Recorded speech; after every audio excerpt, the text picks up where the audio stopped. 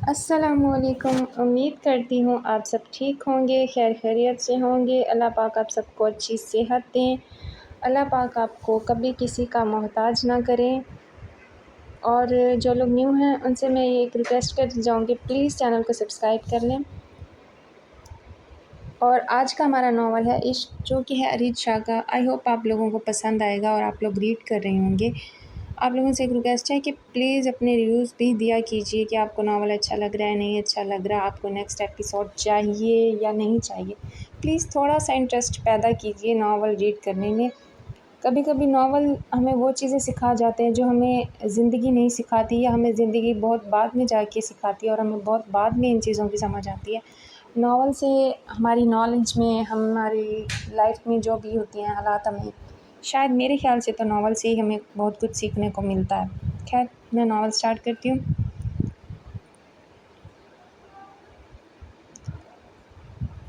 اور اس وقت وہ اپنے دل کے ہاتھوں بے حد مجبور تھا۔ وہ جتنا مہر کو اپنی سوچ سے نکالنے کی کوشش کرتا، وہ اتنی ہی اس کی ہر سوچ پر سوار ہو گئی۔ مہر، تم ابھی تک جاگ رہی ہو بیٹا؟ آدھی آدھی رات تک جاگ کر کیا کرتی رہتی ہو تم؟ اس کے ہاتھ میں فیری ٹیل بک دیکھ کر امی نے اس کے ہاتھ سے کتاب لینا چاہی۔ او ہو مما، پلیز تھوڑی دیر کے بعد، ابھی رکھ دوں گی، تقریباً اینڈ پہ ہوں، اگر یہاں پر چھوڑ دیا تو سارا مزہ خراب ہو جائے گا، مہر نے منت بھرے انداز میں کہا۔ کچھ دن کے بعد تمہاری بہن کی شادی ہے اور تم ساری ساری راتیں جاگ کر یہ کتابیں پڑھتی رہتی ہو۔ اگر کچھ سیکھنے والی کتابیں ہوں تو الگ بات ہے، یہ پریوں کی داستان، اس سے حقیقی دنیا کا کوئی تعلق نہیں ہوتا۔ رابعہ نے بیٹی کو سمجھاتے ہوئے کہا۔ نہیں مما، اصل زندگی میں پریاں ہوتی ہیں اور وہ آج بھی دنیا میں موجود ہیں، مجھے یقین ہے، لیکن ہر کسی کے سامنے وہ نہیں آتی، وہ صرف خوش قسمت لوگوں کو نظر آتی ہیں۔ میری تو خواہش ہے کہ میں کسی پری کو اپنی زندگی میں دیکھوں، مہر نے حسرت سے کہا تو رابعہ نے نفی میں گردن ہلائی۔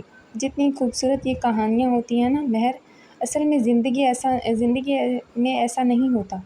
پریوں کو پریوں کی کہانی تک محدود رکھو، ان کی خواہش اپنی زندگی میں مت کرو ورنہ پچھتاؤ گی۔ رابعہ نے اس کے ہاتھ سے کتاب چھین کر اپنے پاس رکھ لی۔ مما، وعدہ کرتی ہوں میں یہ اینڈ سے پڑھ کر بس سو جاؤں گی، بس تھوڑی دیر اور۔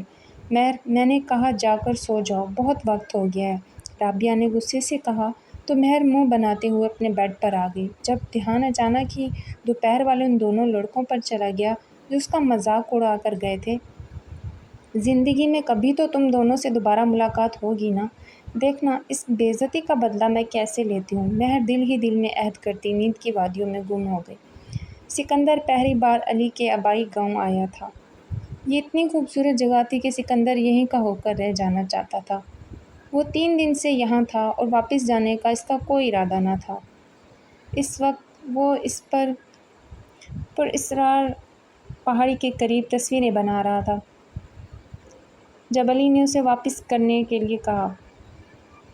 چلتے ہیں یار، تھوڑی دیر میں کچھ فوٹو لینے دے، سکندر نے اسے ٹالتے ہوئے کہا، تو وہ اس کے ساتھ چل دیا۔ ہم اور اوپر نہیں جائیں گے سکندر، یہ پہاڑی پر اصرار ہے، ہمیں یہیں سے واپس جانا چاہیے۔ یہ علاقہ خطرناک ہونے کی وجہ سے علی کے والدین یہ علاقہ چھوڑ کر کافی سال پہلے ہی شہر شفٹ ہو چکے تھے، اور وہیں پر سکندر اس کا دوست بنا تھا۔ سکندر کو آگے پیچھے گھومنے کا شوق تھا اور علی بھی اس کے شوق میں اس کا بھرپور ساتھ دیتا تھا۔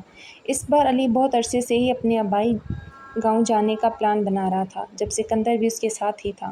یہاں آ گیا اور تب سے ہی اس کا واپس جانے کا کوئی ارادہ نہ تھا۔ یہ پراسرار پہاڑی اسے اپنی طرف کھینچتی تھی، جبکہ علی اسے کتنی بار جانے سے منع کر چکا تھا۔ علی، پہاڑ کے اس طرف ندی بہہ رہی ہے۔ وہ پہاڑ کی چوٹی پر کھڑا علی کو آواز دے رہا تھا، جو اسے کافی فاصلے پر تھا۔ وہ مزید اوپر نہیں جانا چاہتا تھا، بلکہ اسے بھی واپس چلنے کے لیے کہہ رہا تھا، لیکن سکندر نے کسی کی بات ماننا تو اس نے سیکھا ہی نہ تھا۔ بس سکندر، بہت ہو گیا، اندھیرا ہونے والا ہے، میں جا رہا ہوں، اگر تجھے آنا ہے تو آ۔ علی کے پاس بس یہی آخری راستہ تھا۔ وہ جانتا تھا کہ وہ اکیلا یہاں نہیں رکے گا، کیونکہ اسے واپسی کا راستہ ٹھیک سے نہیں پتہ تھا۔ اوکے فائن، چلو، لیکن ہم صبح یہاں واپس آئیں گے، سکندر نے شرط رکھتے ہوئے کہا تو علی نے گردن ہلائی اور شکر ادا کیا کہ کم از کم اس کو اس کے ساتھ واپس آ رہا تھا۔ پہاڑی سے اترتے وقت سکندر نے ایک نظر اس پہاڑی کی طرف دیکھا۔ یار کتنی خوبصورت جگہ ہے، بے ساختہ بولا تھا۔ خوبصورت سے کہیں زیادہ یہ پراسرار ہے اور خطرناک جگہ ہے۔ سکندر چلو یہاں سے، علی سے سمجھاتا ہوا آگے بڑھ چکا تھا، جبکہ سکندر اس کے ڈر پر نفی میں گردن ہلاتا اس کے پیچھے آیا۔ جب اچانک اسے محسوس ہوا کہ کوئی پیچھے سے اسے دیکھ رہا ہے، وہ ایک بار پھر سے رکا، پیچھے پہاڑ کی طرف دیکھنے لگا، لیکن وہاں دور دور تک کوئی نہ تھا۔ وہ سر جھٹکا آگے کی طرف جانے لگا، جب اسے پیچھے سے پھر اسی طرح کی نظروں کا حصار محسوس ہوا۔ کیا ہوا، چلنا، علی نے اسے پیچھے دیکھتے ہوئے کہا تو وہ اس کے پیچھے آیا۔ آگے کی طرف قدم اٹھاتے ہوئے سکندر کو ایسے محسوس ہوا جیسے پیچھے کوئی بہت مایوسی سے اسے جاتا دیکھ کر کسی کی نظروں کے حصار سے ایک بار پھر سے پیچھے دیکھنے پر مجبور کر دیا۔ لیکن ہر بار کی طرح سکندر کو کوئی مایوسی نہ ہوئی تھی۔ اسی پہاڑی کی چوٹی پر اسے سفید لباس میں ایک خوبصورت لڑکی نظر آئی۔ اتنی دور سے وہ دیکھ نہیں سکتا تھا کہ وہ خوبصورت ہے یا نہیں، لیکن سکندر کو ایسا لگا جیسے وہ اسے دل کی نظروں سے دیکھ رہا ہو۔ بے شک اس سے زیادہ خوبصورت لڑکی سکندر نے اپنی زندگی میں نہیں دیکھی تھی۔ اس لڑکی کو دیکھتے ہوئے اس کے لب مسکرائے تھے۔ سکندر اب کیوں رکا ہے، چل یہاں سے، علی نے پھر سے پکارا تو سکندر نے پہاڑ کی چوٹی کی طرف اشارہ کیا۔ کیا ہے، علی نے پہاڑ دیکھتے ہوئے پوچھا، جبکہ سکندر کی نظروں نے اس بار وہاں کسی کو بھی نہ دیکھا تھا۔ ارے وہ، ابھی سکندر کچھ بولتے بولتے رک گیا، جبکہ علی پریشانی سے اسے دیکھنے لگا تھا۔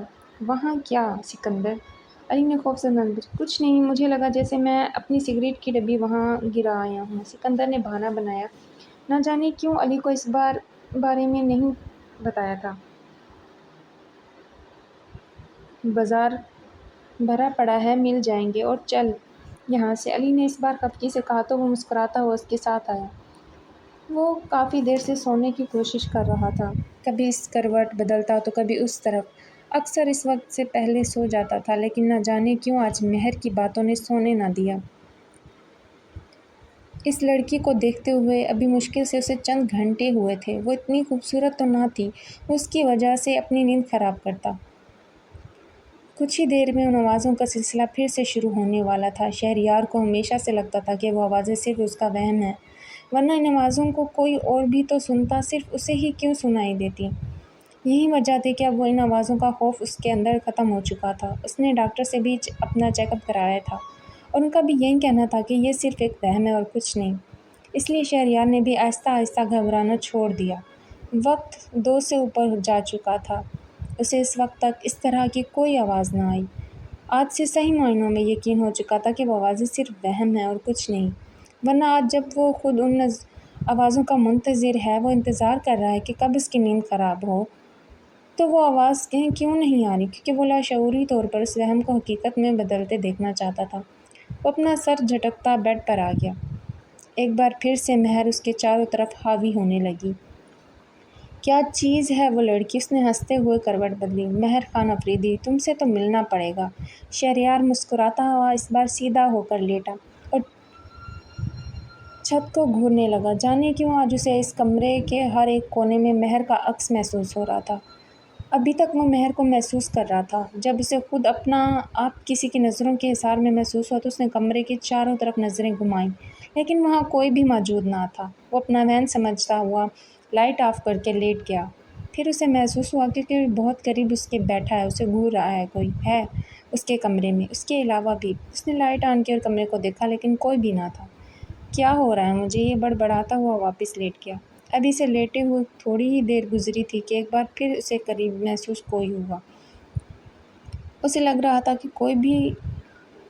جو بھی کوئی اس کے قریب ہے وہ اس سے سخت خفا ہے، لیکن اسے نظر کوئی نہ آیا۔ تھوڑا وقت مزید سرکا، اسے اپنے سینے پر دباؤ محسوس ہوا، اور اس طرح کا دباؤ اسے لگا کہ کوئی اس کے دل اپنی مٹھی میں پیجے مسل رہا ہو۔ اس کے دل سے درد کی ٹیسیں اٹھنے لگیں، اس کی سانس اکھڑنے لگی۔ ایسا محسوس ہوا جیسے سانسوں کی ڈوری ابھی ٹوٹنے والی ہو۔ اس نے اٹھنے کی کوشش کی، چلانا چاہا، لیکن اس کی زبان تلو سے چپک چکی تھی۔ خوف سے پورے جسم پر پسینہ آ چکا تھا، وہ پوری طرح سے پسینے میں بھیگ چکا تھا۔ درد کی شدت نہ سہتے اس نے سانس اکھڑنے لگی۔ اسے لگا کہ مزید اگر 2 منٹ وہ اسی کیفیت میں رہا تو وہ یقیناً مر جائے گا۔ اسے اپنی موت اپنے بالکل قریب محسوس ہونے لگی جب اسے اپنے کان کے بالکل قریب آواز سنائی دی، اور اس کے دل پر اور تم پر صرف ساریہ کا حق ہے۔ خبردار جو تم نے اس دل میں کسی اور کو بسانے کی کوشش کی۔ میرے 22 سال کا انتظار بے مول مت کرو شہریار، اگر میں مر بھی گئی تو بھی میں تمہیں زندہ نہیں رہنے دوں گی۔ تمہاری سانسوں کی ڈوری میری سانسوں سے جڑی ہے۔ میرے ساتھ بے وفائی کرنے کی غلطی ہرگز مت کرنا۔ عشق کیا ہے تم سے، ہر عشق کی انتہا کر کے بہت مشکل سے یہاں تک آئی ہوں۔ میری بدقسمتی دیکھو، میں تمہیں چھو تک نہیں سکتی سوائے تمہارے دل کے۔ تمہیں محسوس کرنے کا بھی حق نہیں دیا گیا مجھے۔ سال سے پل پل تڑپ رہی ہوں میں، لیکن تمہاری اجازت کے بغیر میں آزاد بھی نہیں ہو سکتی۔ لیکن تمہارے عشق سے میں آزاد ہونا بھی نہیں چاہتی۔ اب دل پہ قابو کرو، جو سارسیہ کا ہے وہ صرف سارسیہ کا ہے۔ سنا تم نے؟ تم صرف سارسیہ کے ہو۔